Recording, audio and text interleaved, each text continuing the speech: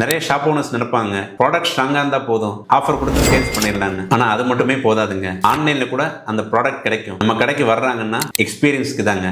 அந்த எக்ஸ்பீரியன்ஸ் நல்லா இல்லைன்னா திரும்ப வரமாட்டாங்க. கஸ்டமர் நம்ம கடைக்குள்ள வந்தோடனே கம்ஃபர்டபுளா ஃபீல் பண்ணுங்க. ஃபர்ஸ்ட் 5 செகண்ட்ஸ்லயே டிசைட் பண்ணிடுவாங்க ஸ்டே பண்ணலாமா வெளியே போலாமான்னு. நம்மளோட பிசினஸ் ஸ்பேஸ் ரொம்ப நெருக்கடியா இருந்துச்சுன்னா, ஈஸி மூவ்மெண்ட் இல்லைன்னா கஸ்டமர்ஸ் ஸ்டே பண்ண மாட்டாங்க. ஒரு ரவுண்டு கூட போகாம அப்படியே வெளியே போயிடுவாங்க. நம்மளோட ப்ராடக்ட் கிளியரா தெரியணுங்க. லைட்டிங் சரியா இருக்கணுங்க. டார்க்கான இடத்துல நம்ம ப்ராடக்ட்டை வச்சோம்னா காலிங்க. ப்ராடக்ட்ஸ் ஹைலைட் பண்றப்பதான் அட்டென்ஷன் வருங்க. இன்சைட் வந்த உடனே கன்ஃபியூஸே ஆகக்கூடாதுங்க.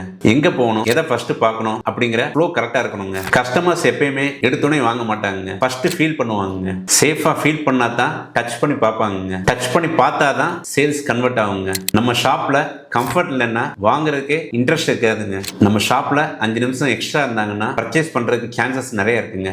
நம்ம ப்ராடக்ட்ஸ் எல்லாத்தையுமே எக்ஸ்ப்ளோர் பண்ணுவாங்க, கம்பேர் பண்ணுவாங்க, அதுக்கு பிறகுதாங்க டிசைட் பண்ணுவாங்க. நம்ம ஷாப்புக்குள்ள வந்த 2 நிமிஷத்துல வெளியே போயிட்டாங்கன்னா நம்ம சேல்ஸ் காலிங்க. அது போக அவர் வாங்கலைனாலுமே திரும்ப வரவே மாட்டாங்க. ஸ்டே இல்லைன்னா சேல்ஸ் இல்லைங்க.